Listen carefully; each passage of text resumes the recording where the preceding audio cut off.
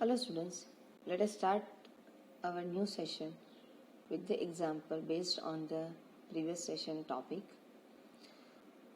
Here, three questions are given. First, determine the electrostatic potential energy of a system consisting of two charges 7 microcoulomb and minus 2 microcoulomb with no external field placed at minus 9 centimeter 0 xyz coordinates are there and 9 centimeter 0 respectively. So here we need to determine its potential energy. So potential energy equation we have Q1 Q2 by 4 pi epsilon 0 R, and based on that charges are given, that is 7 microcoulomb and minus 2 microcoulomb, that Q1 and Q2. Distance is one at located minus 9, another is located at 9. So onto the x-axis, if we are defined from the origin, plus 9 and minus 9, total 18 centimeter is there. That converted into the meter, so that it would be 0.80, and 1 by 4 pi epsilon 0, the constant value that we know, 9 into 10 raised to 9. So the result is we have 0.7 joule. Now the second question is, how much work is required to separate the two charges infinitely away from each other? So what we need to do? We need to apply a force in such a way that these two charges are moving apart at larger distance. So for that, work done is U2 minus U1. So that U2 is 0, minus U charge is there, and that is available 0.7 that we have calculated already. That is 0 minus 0.7 is positive 0.7 joule is required, because one is placed at this, another to which we are forcing to the infinite. So for that infinite, potential energy is 0, and as the one charge is available as it is, for that the 0.7 joule is available.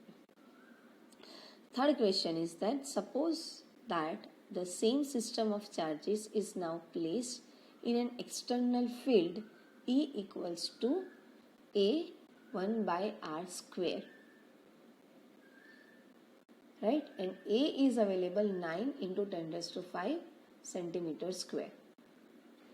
First point is given in which these two charges are there without external field. Now the same system, two charges are available apart 18 centimeter distance, but with the external field E is A into 1 by R square, and A value, a constant value is given 9 into 10 raised to 5 coulomb per meter square. Electric field unit coulomb per meter square. So what would be the electrostatic energy of the configuration? So here, due to the external electrostatic field, work done is required on Q1 is Q1 into VR1, and onto the Q2 into VR2. That we can write down A into 7 microcoulomb by the distance 9 centimeter, so in the meter 0.09 meter, and for the Q2 into VR2, so Q2 that is minus 2 microcoulomb, and VR2 that is A by 0.09 meter. So the resultant one is due to the external force plus work done is required between these two charges. So without external given force, we have already calculated in portion A, that is minus 0.7 joule. So what we need to do is, based on the given external force and the without force or the between two charges, whatever the results are available, sum up all the things. So that the result, by placing these values, you have the result 49.3 joule. This topic we have already covered in last session. Now the example regarding this: a molecule of a substance has a permanent electric dipole moment of magnitude 10 raised to minus 29 coulomb. A mole of this substance is polarized at low temperature by applying a strong electric field of the magnitude 10 raised to 6 volt per meter. The direction of the field is suddenly changed by the angle 60 degree. Estimate the heat released by the substance in aligning its dipole along the new direction of the field. For simplicity purpose, assume 100% polarization of the sample. Here, the dipole moment of each molecule is 10 raised to minus 29 coulomb into meter. Right? The moment of the molecule is there. Now, as 1 mole of the substance contain 6 into 10 raised to 23 molecules, total dipole moment of all the molecule is 6 into 10 raised to 23 into 10 raised to minus 29 coulomb into meter. So the result is 6 into 10 raised to minus 6 coulomb into meter. Right? How many molecules are there? 10 raised to minus 29. And for one molecule, the substance is 6 into 10 raised to minus 23. So multiply. So we can get a total dipole moment, or we can say total dipole moment, because all molecules are moving with the constant substance, and that result is 6 into 10 raised to minus 6 coulomb into meter. Now the initial potential energy is minus Pe cos theta, as we have discussed in the topic. Based on this equation, initial is with the theta is pi by 2. Initial theta is pi by 2. So Pe, the equation was Pe cos theta initial theta 1 minus theta 2, or that theta 2 consider as a theta. So theta 1 is pi by 2, that could be 0. So my result is minus Pe cos theta. P is calculated 6 into 10 raised to minus 6 into E is given 10 raised to 6 volt per meter into cos theta. Initially theta is 0, so minus 6 joule. Now replace the theta with 60 degree, which is my final condition. So my result is minus 3 joule. So change in the potential, minus 3 joule minus final potential minus initial potential. So minus 3 joule minus 6 joule is 3 joule. So here there is a loss in potential energy. This must be the energy released by the substance in the form of heat in aligning its dipole, right?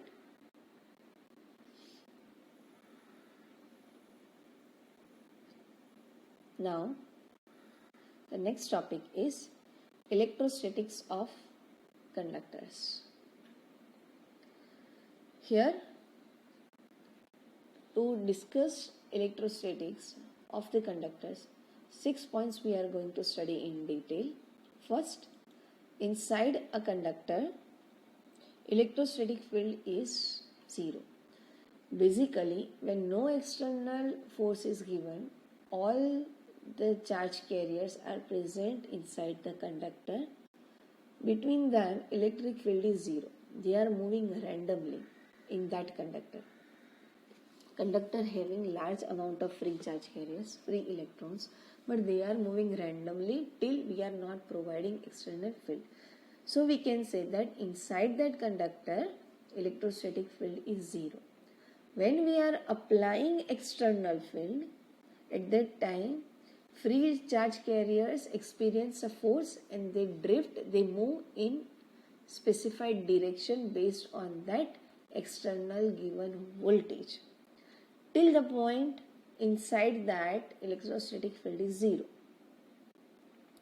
themselves, right?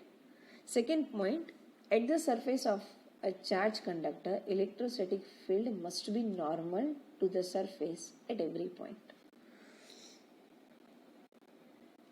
If electrostatic field is not normal to the surface, then it would have some non-zero component along the surface, and free charge carriers on the surface of the conductor would experience a force and they move away from the surface. Is it possible? If onto the surface electrostatic potential is not normal, then what happened? It would be a tangent. Based on the tangent portion, from the surface, charge carriers can move away from it. But this situation, in the static situation, there is no such kind of condition is available. So we can say that no tangent components are there. So only normal components are there and field is 0. Third point, the interior of a conductor can have no excess charge in the static situation. See, over here, into the conductor, equal amount of positive and negative charges are available. So, in terms of the potential difference, this is completely balanced. As we are saying, intrinsic material, pure material is there, in which or in impure extrinsic material is there, but in which positive and negative charge carrier are same. The number is same. When the conductor is charged, excess charge can reside only on the surface in the static situation. They cannot move from the surface, away from the surface. Right? So, based on that, any arbitrary volume element inside a conductor in which the surface boundary is available, within that volume, electrostatic field is 0 because equal amount of positive and negative charges are available. And that's why there is no net charge at any point inside the conductor, and any excess charge must reside at the surface. Next point, electrostatic potential is constant throughout the volume of the conductor and has the same value on its surface. As we discussed earlier in point 1 and 2, inside the conductor, electrostatic field is 0, and at the surface, that electrostatic field is normal available. Point 5,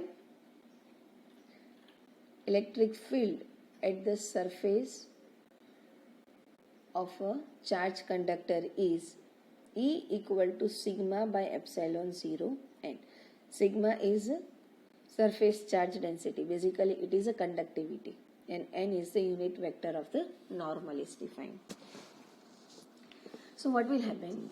If we want to understand this electric field equation, if we are taking any cavity kind of structure, so from the surface of the conductor, if we are placing that cavity, some portion at inside of the conductor, some portion is at outside of the conductor, then what will happen? If my electric field is moving from positive to negative, so it must be outward side due to the positive charges, and whatever the cavity is there, very small portion is available outside that conductor. So in this case, the field is normal to the surface, as we know from the previous topic. So thus the contribution to the total flux we have available based on the cross section area, that is delta S cross section area. My electric field is available as a E. So here total electric field we have in terms of Gauss law, E into delta S. Delta S is my area outside the conductor. E is the electric field. So based on that, E delta S is nothing but conductivity or the density of the charge is available outside the conductor, that sigma into delta S by epsilon 0.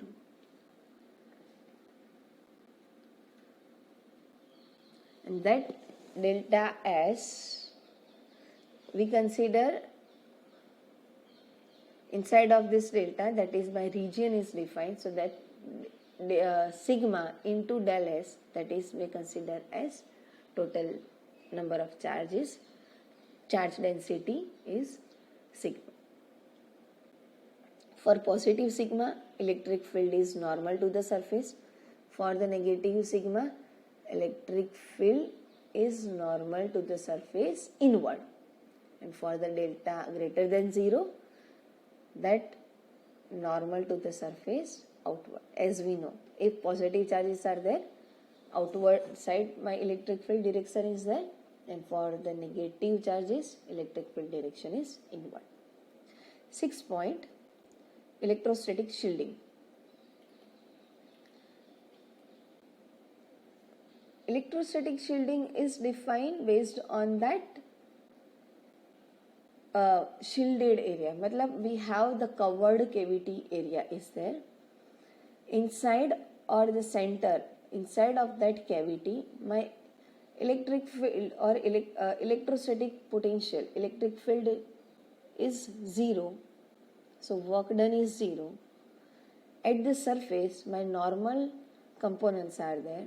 If my positive, wherever my positive charges are there, electric field at the outward side, and from that cavity where the negative charges are there, my electric field direction at the inward side.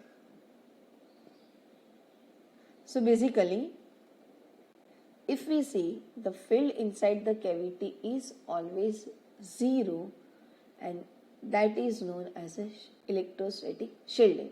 We are providing shielding or the cover.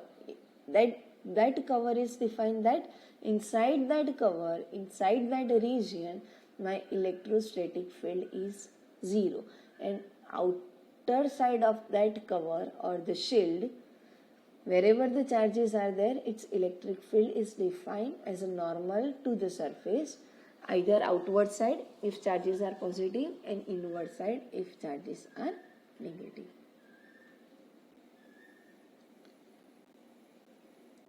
Now let us go through the given example. A comb run through one's dry hair attracts small bits of paper. Why? What happens if the hair is wet or if it is a rainy day? What will happen here?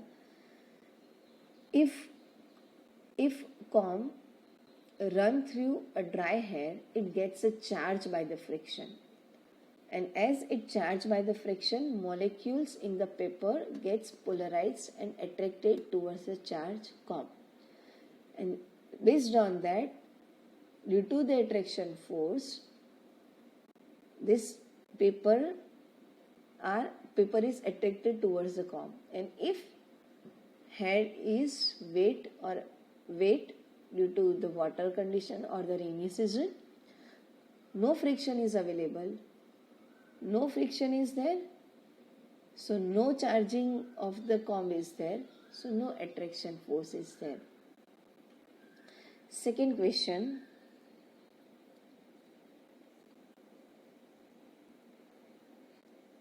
Ordinary rubber is an insulator, but special rubber tires of aircraft are made slightly conducting. Why is this necessary? Basically, we need to make them